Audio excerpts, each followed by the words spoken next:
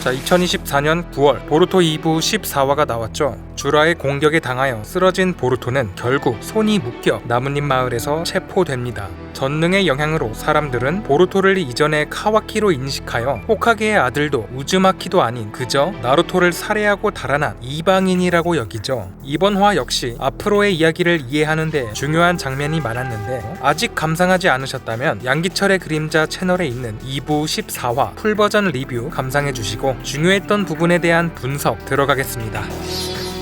보루토가 신문실에 앉아있는 장면으로 이번 화가 시작됩니다. 이전 아마도가 신문을 받던 장소로 추정되는데 7대 호카게를 살해한 혐의를 받고 있고 새로운 적들에 대한 정보를 끄집어내는 것이 나뭇잎 측의 목적이죠. 신문실에는 코노와 마루와 이비키가 들어와 있고 교신을 통하여 상담역인 호무라와 코하루 그리고 아마도에게 실시간으로 연결되고 있었는데 유독 2부에 들어서 이 늙은 분들이 자주 보이죠. 어째서 이들이 신문에 관여하는지 궁금해하시는 분들이 계셔서 설명을 드리자면 마을 입장에서는 과거의 전쟁 영웅으로 닌자에서 은퇴했지만 경험을 바탕으로 현직들에게 조언을 할 수 있는 자문을 주는 자리에 있다고 볼 수 있겠습니다. 그리고 주목해야 할 점은 아마도가 같은 자격으로 참여했다는 것인데 3년 전만 해도 빌런 집단의 멤버로 시카다이를 인질로 나뭇잎의 시민권을 얻으려 했던 수상하기 짝이 없던 남자였죠. 그런데 지금은 신문에 관여할 만큼 마을 내에서 꽤나 신용을 받고 있는 것으로 보입니다. 보루토의 손을 묶어 술법 사용을 봉인하고 있는 봉인 수갑도 아마도가 제공해준 것이죠. 뛰어난 과학기술을 통해 여러모로 최첨단 장비를 제공해주는 듯 하네요.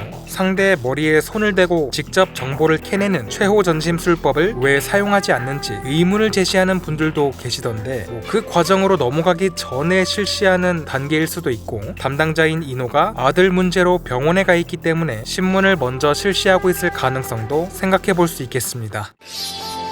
드디어 3년 후의 사쿠라가 등장했습니다. 이노진의 상태를 검진하는 의사로서 등장했는데 외모가 크게 달라진 것 같지 않아요. 나루토는 죽었다고 알려지고 남편 사스케는 갑자기 마을을 나간 상황에 사쿠라의 입장은 어떨지 궁금해하는 팬들이 많았죠. 아쉽게도 이번 화에서는 나루토, 사스케의 상황과 관련된 언급은 없었고 이노진이 무사하다는 의사로서의 대사뿐이었습니다. 하지만 이렇게 등장했다는 것은 앞으로도 또 나올 수 있다는 의미로 볼 수 있겠죠. 신문이 본격적으로 진행되고 보루토는 나뭇잎 측에게 여러 정보를 오픈했습니다. 인신수들이 태어나는 과정과 그들이 인간들을 노리는 이유를 밝혔는데 무지성 차크라 괴물이었던 신미에서 자아가 만들어져 호기심이 생기고 인간들의 생체 정보를 흡수하려 하는 존재, 그 말을 들은 아마도는 그들의 목적이 정보일 것이라고 언급하죠. 여기서 주목해야 할 포인트는 이전 화에서 카신코지도 미래를 보는 자신의 능력의 장점으로 정보를 언급했다는 것. 카신코지와 아마도 이 둘은 과거 지겐을 배신했던 협력관계였는데 혹시 비밀리에 내통하고 있던 걸까요? 아무튼 이렇게 만화에서 정보를 강조하는 것으로 보아 보루토 2부는 정보전의 중요성을 강조하고 있는 것으로 예측할 수 있겠습니다.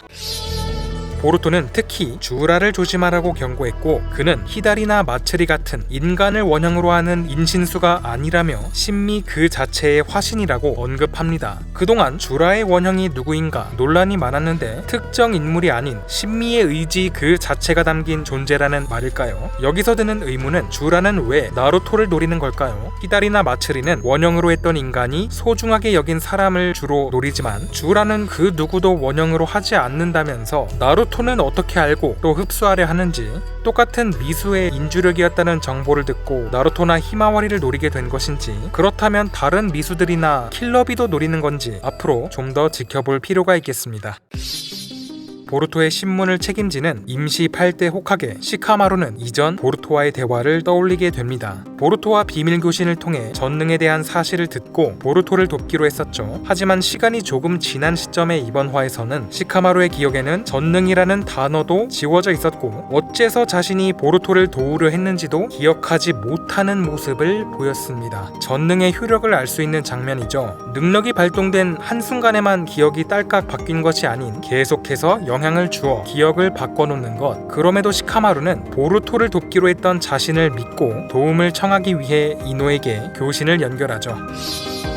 보루토에게 비밀 교신을 연결해 달라는 시카마루의 요청. 하지만 이노는 거절합니다. 생각을 연결하여 대화를 가능하게 하는 심전신의 술. 하지만 감지반에 보고되지 않은 비밀 교신은 위반 행위라고 하죠. 게다가 전능의 영향으로 이전 보루토로부터 들었던 정보도 꽤 많이 잊은 상태로 보였는데 거절의 가장 큰 이유는 아무래도 죽을 뻔하다가 살아난 아들을 보니 심경이 복잡해진 탓에 위험해 보이는 일에 관여할 마음의 여유가 없는 상태였다고 볼 수 있겠습니다.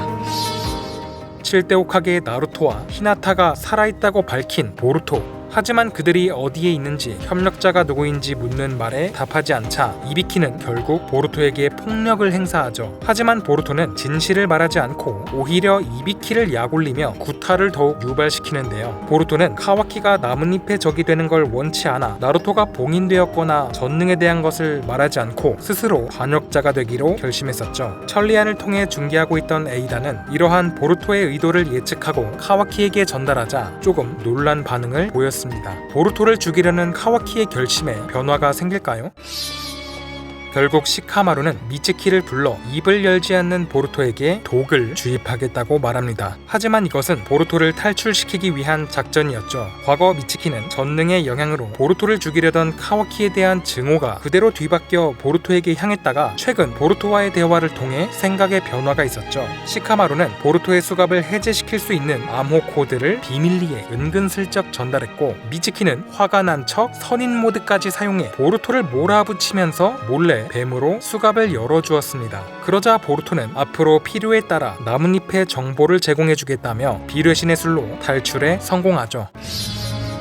이후 시카마루는 모래마을의 칸쿠로로부터 갑작스런 연락을 받게 되고 내용에 따르면 가하라와 신키가 누군가에게 당했고 특히 신키는 나무가 되었다며 도움을 요청했습니다. 그리고 장면은 새로운 인신수의 모습으로 연결되는데 이름은 류라고 합니다. 신키가 나무가 됐다는 언급을 통해 류의 원형이 신키와 관련 있음을 알 수 있는데 이름을 보면 한자로 나달립, 작은 입자, 알갱이라는 뜻이죠. 가하라나 신키가 사용하는 모래, 사철과 같이 작은 입자들을 사용하는 데서 비롯된 것으로 분석되고 있습니다.